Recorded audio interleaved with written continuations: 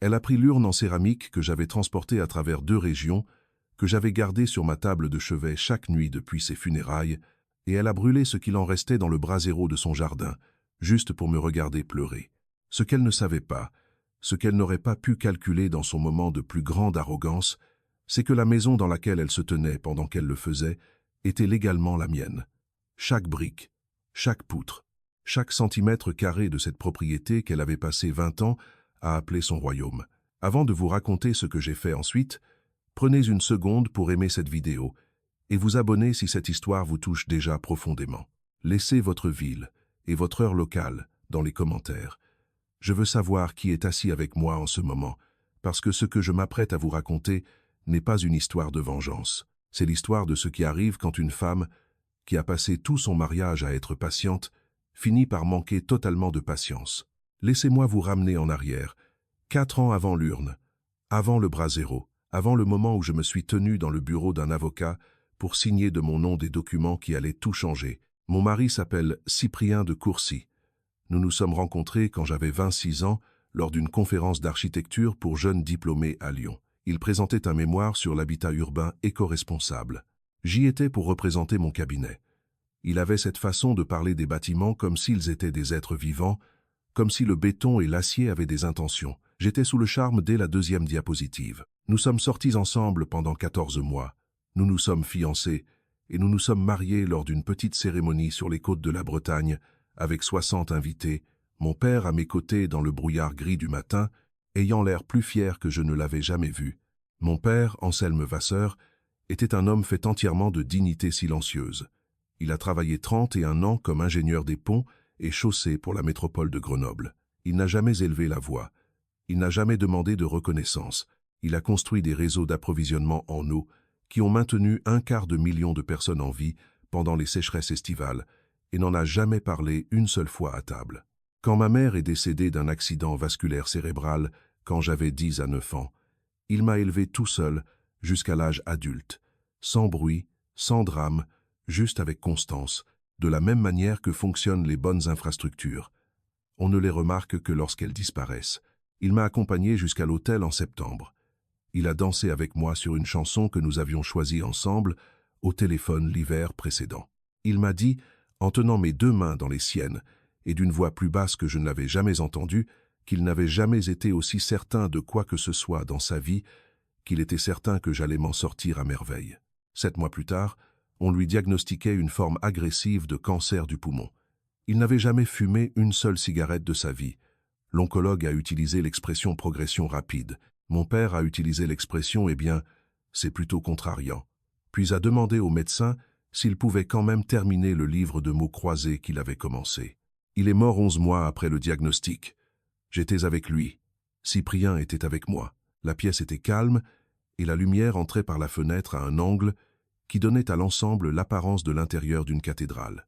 Il est parti comme il a vécu, avec constance, sans drame, comme un système qui s'éteint silencieusement après un long et fidèle service. J'ai choisi l'urne moi-même. Une céramique tournée à la main, d'un bleu-gris profond, la couleur du ciel de Grenoble en février. Le genre de ciel que mon père avait l'habitude de pointer du doigt en disant « ça c'est la couleur d'une ville qui travaille ». Je l'ai ramené à la maison, je l'ai placé sur ma table de chevet, et pendant la première année, je lui ai parlé tous les matins avant de sortir du lit. Pas de longues conversations, juste des petites, juste pour prendre des nouvelles. Et puis la mère de Cyprien, Béatrice de Courcy, a décidé qu'elle avait quelque chose à dire à ce sujet. Béatrice était une femme née dans une bourgeoisie aisée, mariée à une fortune encore plus grande, et qui prenait le résultat pour un accomplissement personnel.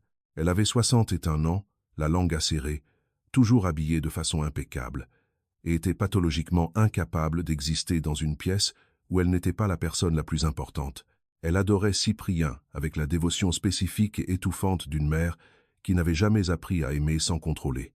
Et dès la première semaine où Cyprien m'a ramené pour la rencontrer, dans la vaste maison de maître de Saint-Cyr au Mont-d'Or que le défunt père de Cyprien avait acheté en 1998 et que Béatrice occupait depuis comme une installation permanente, elle avait mis sa position à mon égard tout à fait au clair.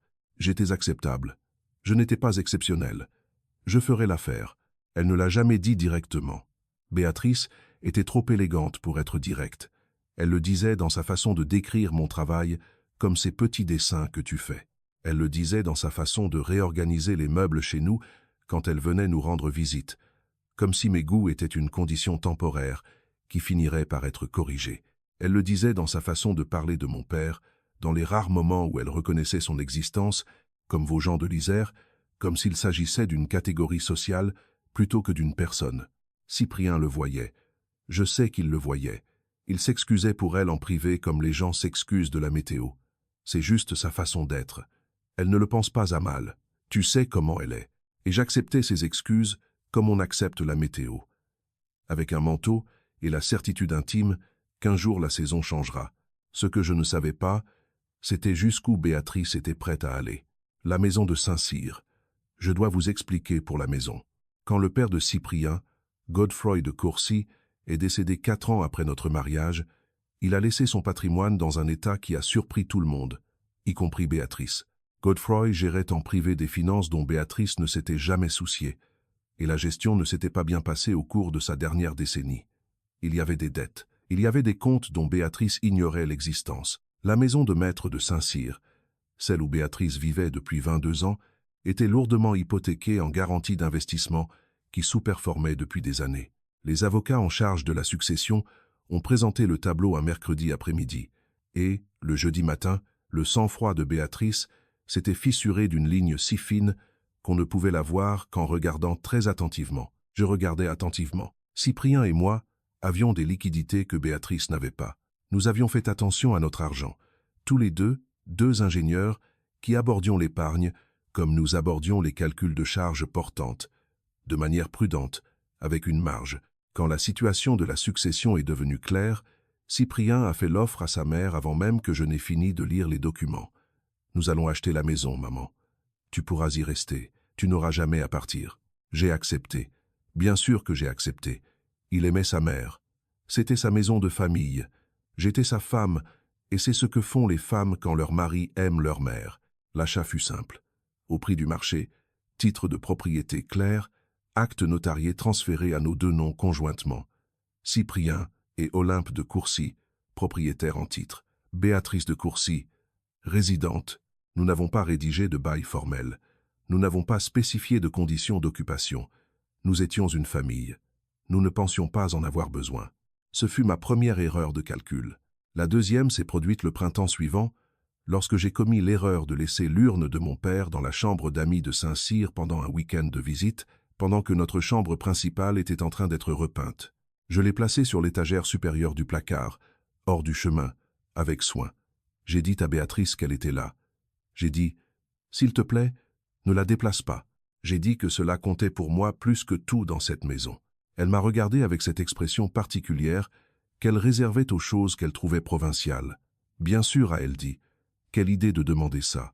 Nous sommes partis le dimanche après-midi.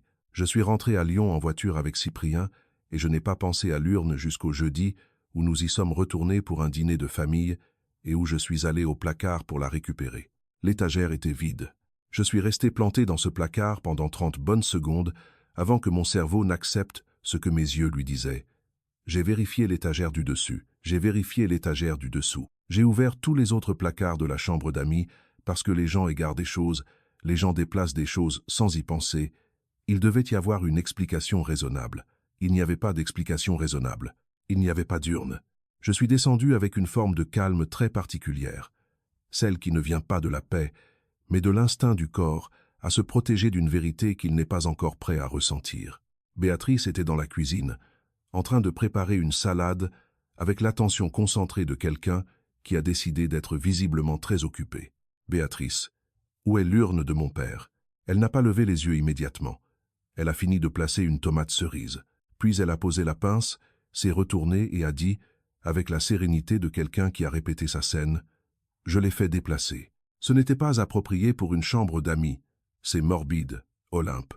Il y a des enfants qui dorment dans cette chambre. » Les enfants auxquels elle faisait référence étaient le neveu et la nièce de Cyprien, âgés de 8 et 11 ans, qui venaient environ 3 fois par an. Ils n'avaient jamais, ne serait-ce qu'une fois, utilisé la chambre d'amis.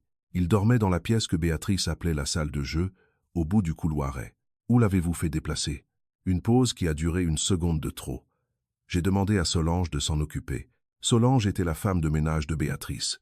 Elle venait les lundis et jeudis. De s'en occuper comment? Béatrice a repris la pince. Je lui ai dit de s'en débarrasser convenablement. Ce n'est pas hygiénique de garder des restes dans une maison où les gens dorment, Olympe. Je t'ai rendu service. Je ne pourrai jamais décrire complètement ce qui s'est passé dans mon corps au cours des 10 secondes qui ont suivi. Ce n'était pas de la colère. Colère est un mot trop faible pour ce qui m'a traversé. C'était quelque chose de tectonique, quelque chose qui commence sous la surface et réorganise le sol au-dessus sans demander la permission. J'ai appelé Solange depuis le couloir. Elle a décroché à la 2e sonnerie. Sa voix m'a donné la réponse avant même qu'elle ne la formule. Madame de Courcy avait été très insistante. Elle lui avait demandé de vider l'urne dans le brasero du jardin derrière la maison et de jeter la céramique. Elle était désolée. Elle ne savait pas ce que c'était. Elle croyait que c'était de vieilles cendres de cheminée. Elle ne savait pas ce que c'était. Mon père, mon Anselme Vasseur, qui construisait des réseaux d'eau, pointait du doigt les ciels de février, tenait mes mains à mon mariage et me disait que j'allais m'en sortir, dispersé dans un brasero de jardin par une femme qui trouvait son existence contrariante. Disparu. Cyprien était dans la salle à manger en train de mettre la table quand je suis revenu.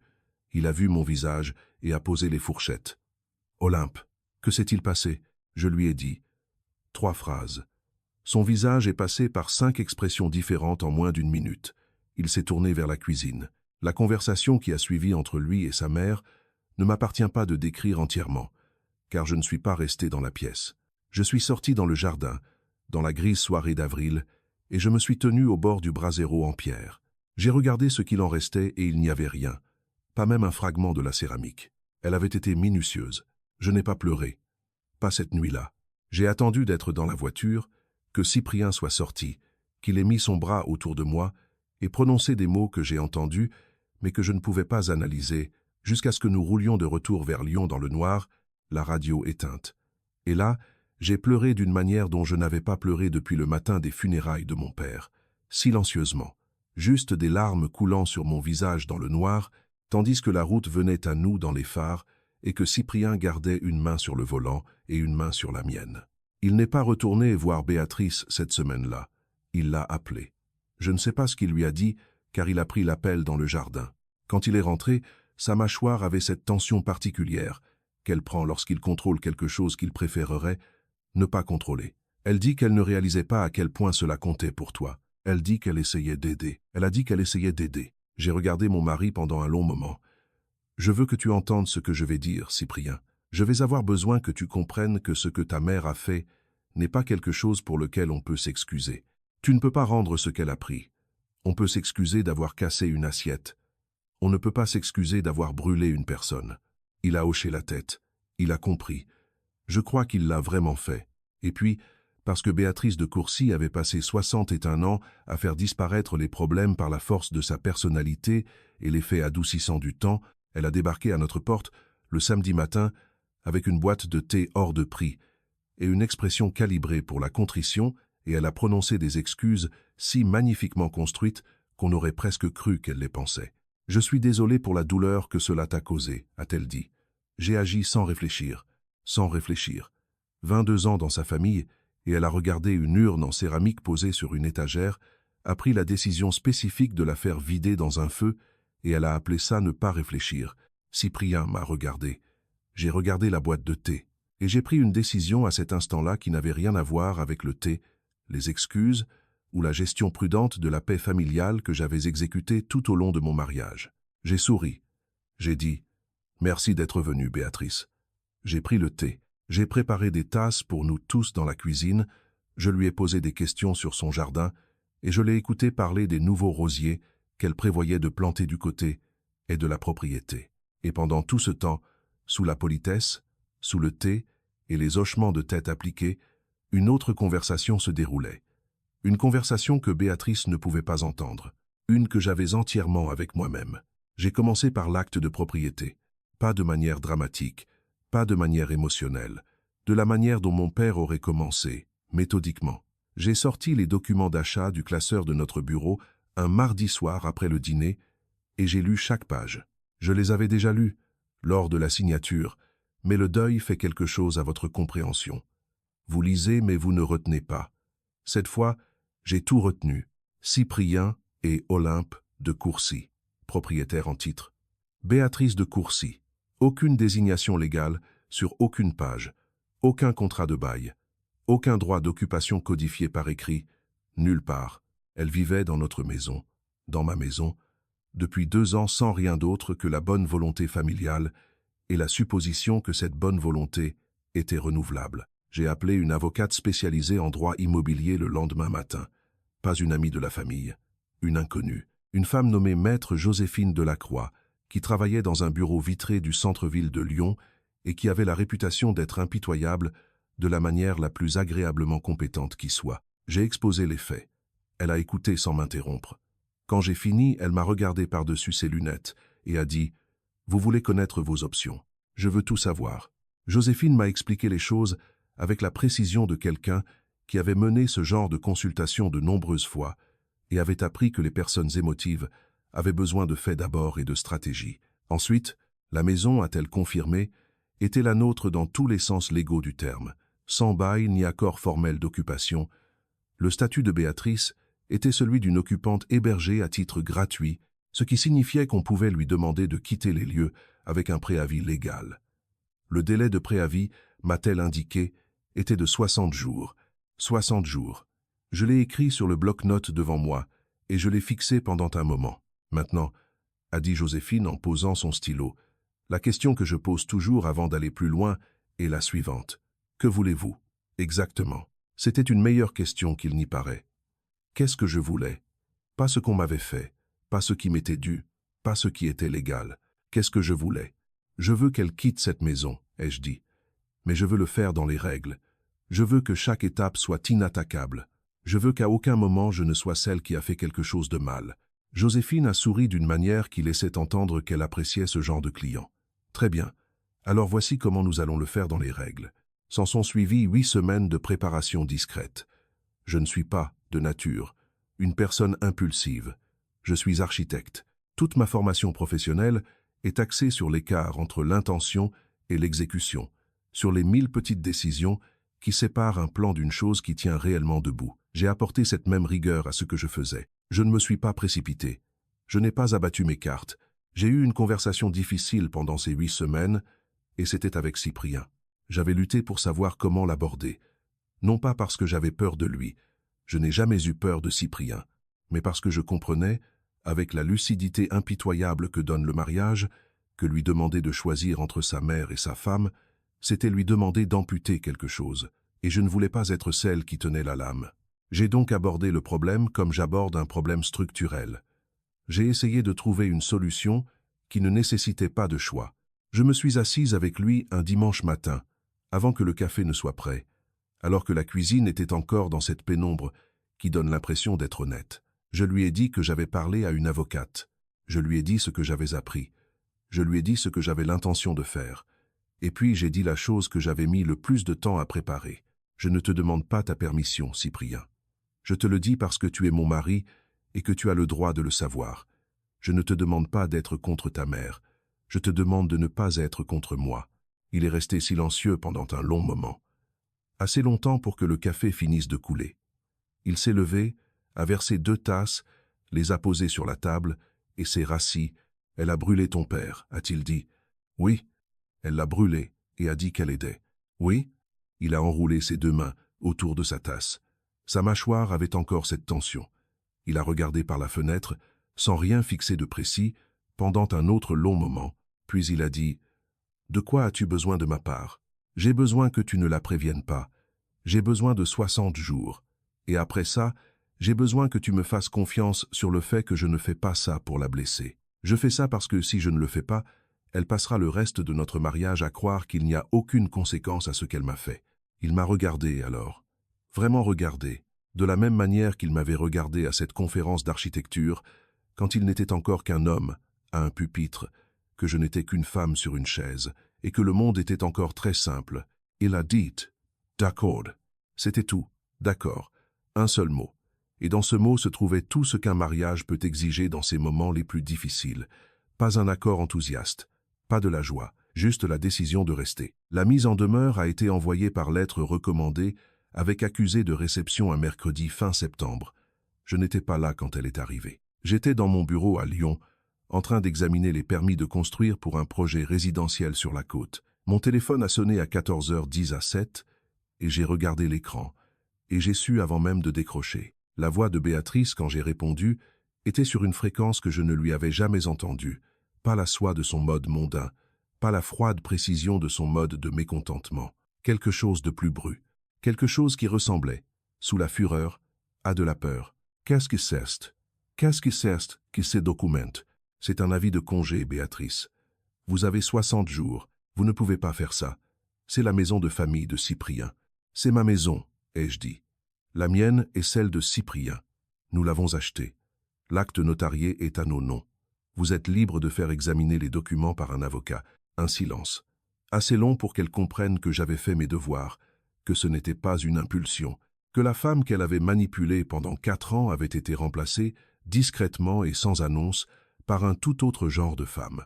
Après tout ce que j'ai fait pour cette famille, a-t-elle dit, les cendres de mon père sont dans votre jardin. Ai-je répondu. La prochaine chose que je ferai pour cette famille dépendra de vous. J'ai raccroché. Elle a appelé Cyprien 10 à 7 fois au cours des 3 jours suivants. Il a répondu 2 fois. La première fois, il a écouté. La deuxième fois, il a dit quelque chose que je n'ai pas entendu, car je n'étais pas dans la pièce. Et quand il est venu me trouver après, son visage était celui d'un homme qui avait fait une chose difficile et qui ne regrettait pas de l'avoir faite. Elle lui a dit qu'elle se battrait. Ses avocats, a-t-elle assuré, lui confirmeraient qu'elle avait des droits. Ses avocats n'ont rien confirmé de tel. Elle a appelé la tante de Cyprien, son cousin, 2 amis de la famille du cercle mondain de Saint-Cyr et son ancien colocataire d'université qui avait visité la maison de Courcy exactement 2 fois et se souvenait à peine du nom de Béatrice. Chaque appel a produit le même résultat, de la compassion sans aucun soutien. Tout le monde a convenu que c'était terrible. Personne n'a accepté d'intervenir. Parce que voici ce que Béatrice n'avait pas calculé. Les gens de son entourage me connaissaient, maintenant. Pas comme l'épouse silencieuse en arrière-plan, pas comme la provinciale de l'Isère qui faisait de petits dessins. Ils me connaissaient comme la femme dont elle avait dispersé les cendres du père dans un brasero un jeudi après-midi, sous les yeux de la femme de ménage. La nouvelle avait circulé, comme toujours dans les petits cercles sociaux, avec ses chuchotements particuliers réservés aux choses qui sont vraies, indéniables et légèrement terribles. Personne ne s'est organisé contre Béatrice. Personne n'en a eu besoin. Ils se sont simplement tus. Et dans ce silence, elle a pu entendre à quel point elle était seule. Elle avait 60 jours. Elle en a utilisé 43 pour essayer de trouver une issue à la situation, avant de passer les 10 à 7 restants à faire ses cartons. Je vais vous dire quelque chose qui va être vous surprendre. Je ne l'ai pas jetée à la rue, non pas parce que j'étais faible, non pas parce que je lui avais pardonné, mais parce que j'avais réfléchi à la question et j'avais décidé que mon but n'avait jamais été de la détruire. Mon but était qu'elle comprenne, dans les termes les plus concrets possibles, que ce qu'elle avait fait lui avait coûté quelque chose de réel, quelque chose qu'elle pouvait mesurer, quelque chose qu'elle devrait porter. Je lui ai trouvé un appartement.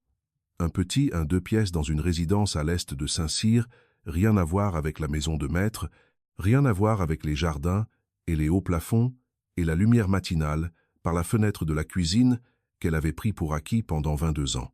Propre, fonctionnel, 53% plus petit que ce qu'elle quittait. J'ai organisé la venue des déménageurs. J'ai couvert les 2 premiers mois de loyer avec les fonds de notre compte commun. Et je lui ai envoyé une lettre, manuscrite, de 2 pages, dont je vous parlerai de la seconde dans un instant. La première page était pratique.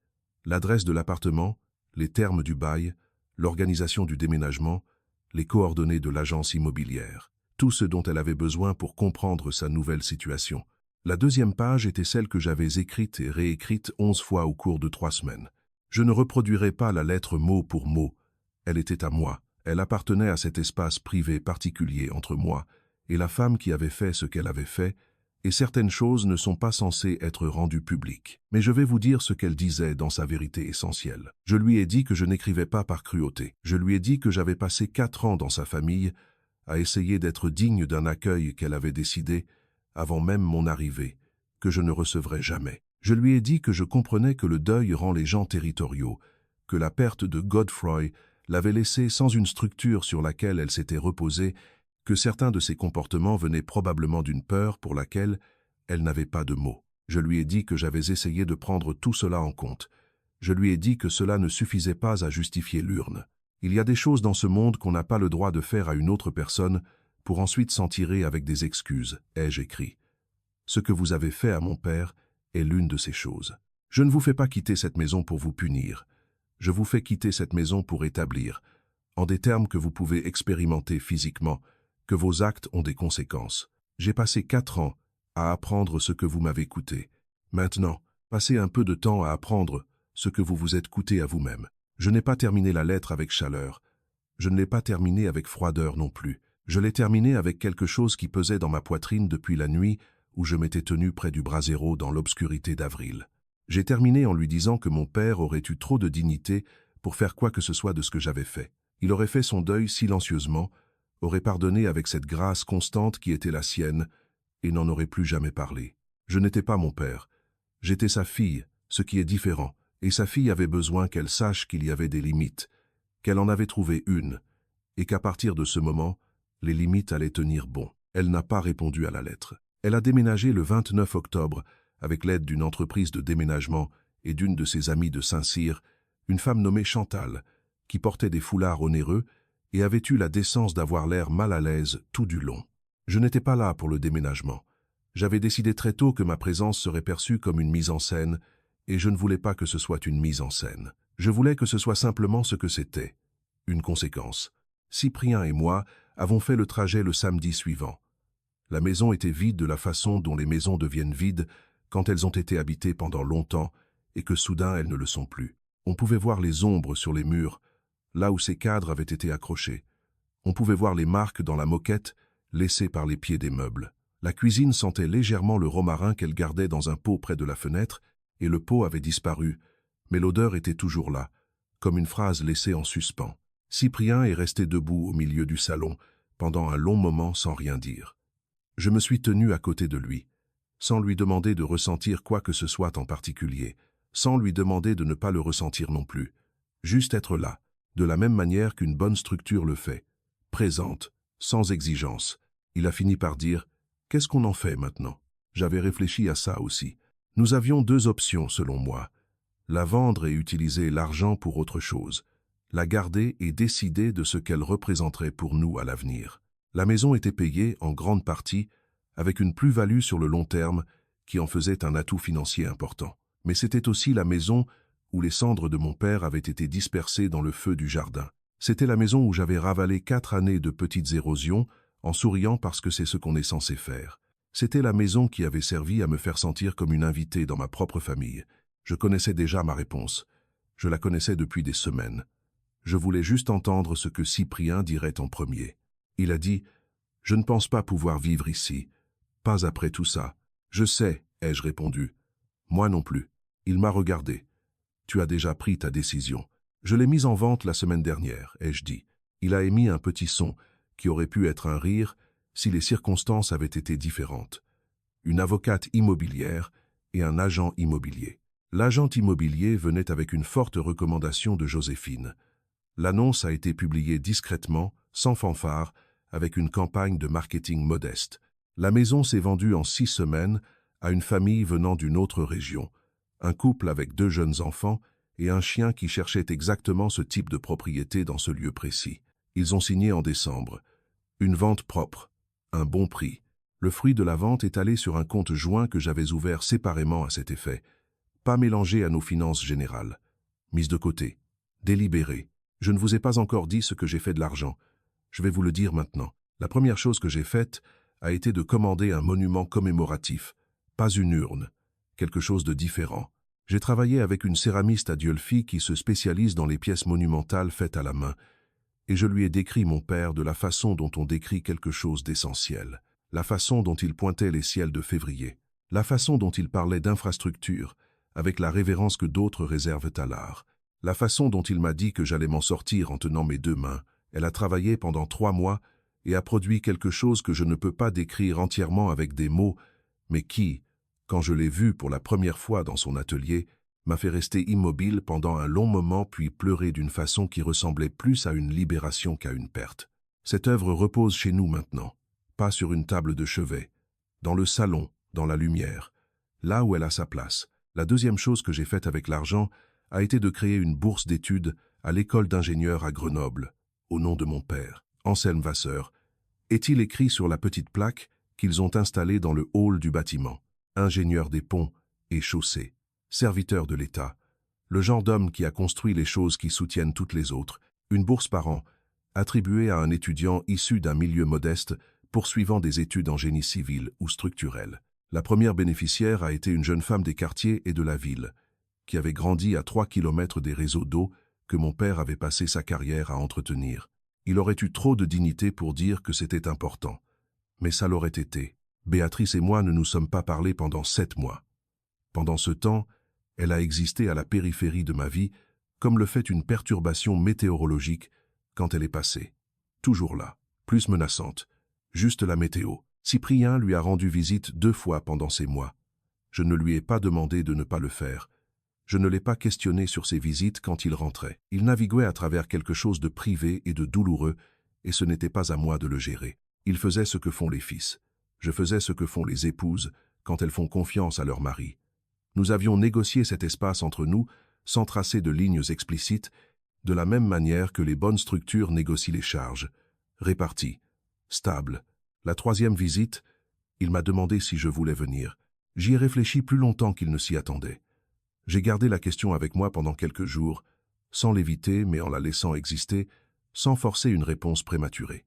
J'y suis allé un mardi. Début décembre, les premières fortes gelées de la saison. L'appartement était petit, comme je savais qu'il le serait. Béatrice a ouvert la porte dans un gilet que je ne lui avais jamais vu, vert sombre, plus discret que sa palette habituelle. Elle avait l'air plus vieille, pas fragile. Béatrice ne faisait pas dans la fragilité, mais habitait. Comme une femme qui avait passé quelques mois seule avec elle-même et avait trouvé la compagnie instructive. Elle a fait du café. Nous nous sommes assises à une table qui était trop grande pour la cuisine dans laquelle elle se trouvait désormais. J'ai pensé à la table de la salle à manger de la maison de maître et à la salade préparée avec soin le soir où j'avais découvert l'étagère vide. Et j'ai laissé cette pensée me traverser et se dissiper. Elle ne s'est pas excusée de nouveau. J'en étais reconnaissante. Une excuse théâtrale de plus de la part de Béatrice de Courcy aurait été un pas en arrière. Au lieu de cela, elle a dit quelque chose que je n'attendais pas, quelque chose que je soupçonne son thérapeute, car on m'avait dit qu'elle avait commencé à en consulter un, de l'avoir aidé à identifier. J'étais jalouse de lui, a-t-elle dit, ton père, parce que Cyprien te regardait de la manière dont Godefroy avait arrêté de me regarder, et je ne pouvais pas le supporter. La pièce était très calme. Le givre était sur la vitre, le café était dans les tasses, ses mains étaient sur la table, et elle les regardait. Ça n'excuse pas ce que j'ai fait, a-t-elle dit. Non, ai-je répondu. Ça ne l'excuse pas. Un autre silence. Pas hostile, juste vrai. Je sais, a-t-elle dit doucement. Je sais que ça n'excuse rien. Je ne lui ai pas dit que je lui pardonnais. Je n'en étais pas encore là, et je n'allais pas faire semblant. Ce que j'ai fait était plus petit et plus honnête. J'ai fini mon café. J'ai posé des questions sur l'appartement.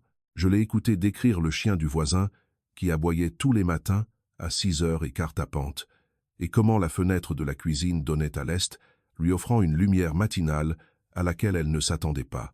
Des petites choses, des choses réelles. Le début, si nous le choisissions, de quelque chose. Cyprien a conduit pour rentrer dans la nuit. Il m'a tenu la main au-dessus de la console centrale, comme il le fait depuis que nous sortons ensemble. J'ai regardé les lampadaires défiler, et j'ai pensé à mon père, au ciel de février, et à la boursière à Grenoble qui était assise dans une salle de classe en ce moment même, apprenant à calculer les charges portantes et les tolérances au stress, apprenant à construire les choses invisibles qui maintiennent le monde visible en place. J'ai pensé à la pièce de céramique dans notre salon, la chose qui existe à la place de mon père maintenant, qui ne peut pas être volée, qui n'est pas de la cendre ou un souvenir mais de l'art, quelque chose fait de la même terre d'où il venait, façonné par l'intention, permanent à sa manière. J'ai pensé à Béatrice dans son appartement avec la fenêtre orientée à l'est et le chien de 6h15, assise avec la compagnie instructive d'elle-même. J'ai pensé à Cyprien disant « D'accord, juste ça ». Un seul mot contenant tout ce qu'un mariage peut exiger. Et j'ai pensé à moi, Olympe de Courcy, 34 ans, architecte, fille, épouse, la femme qui avait passé 4 ans à être gérée, et 1 an à gérer les conséquences avec la même précision minutieuse qu'elle apporte à chaque structure qu'elle a jamais conçue. Non par cruauté, par simple conviction professionnelle qu'une chose tient ou ne tient pas, et si elle ne tient pas, on cherche où se trouve la faiblesse et on s'en occupe. La faiblesse dans cette famille était la supposition que j'absorberais n'importe quoi, que la patience était synonyme de permission, qu'une femme qui ne dit rien est une femme qui consent à tout. Je m'en étais occupé. La maison était vendue, la bourse était financée, le mémorial reposait dans la lumière matinale de notre salon. Les cendres que mon père était devenu dans le brasero d'un jardin à Saint-Cyr avaient voyagé, de la manière dont ces choses voyagent, jusqu'à la ville où il avait construit des réseaux d'eau et pointé du doigt des ciels de février, et elles y étaient honorées sous le nom qu'il avait porté toute sa vie, sans avoir besoin que quiconque le remarque. Je ne suis pas quelqu'un qui croit aux fins parfaites. Les bâtiments n'ont pas de fin parfaite. Ils ont des tolérances de charge, des cycles d'entretien et la grâce particulière des choses conçues pour survivre aux problèmes que vous avez anticipés lorsque vous avez tracé la première ligne. Ce que j'ai maintenant n'est pas parfait. Ce que j'ai est réel. Un mari qui est resté quand rester était difficile. Une belle-mère qui apprend doucement, à 61 ans, que le deuil des autres ne lui appartient pas d'être géré. Un père qui est partout et nulle part, et plus présent dans ma façon de vivre, qu'il n'a jamais eu besoin qu'une étagère le soit.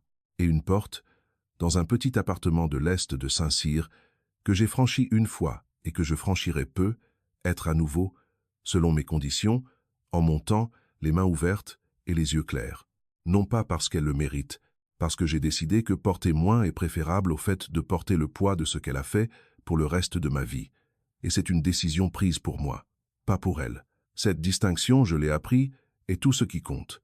Si vous regardez ceci, et que quelqu'un dans votre famille vous a pris quelque chose qu'il n'avait aucun droit de prendre, que ce soit une urne, une décennie, ou votre propre nom dans une pièce où vous méritiez d'être vu, je veux vous dire ceci directement. Vous avez le droit d'avoir des limites. Vous avez le droit de les faire respecter.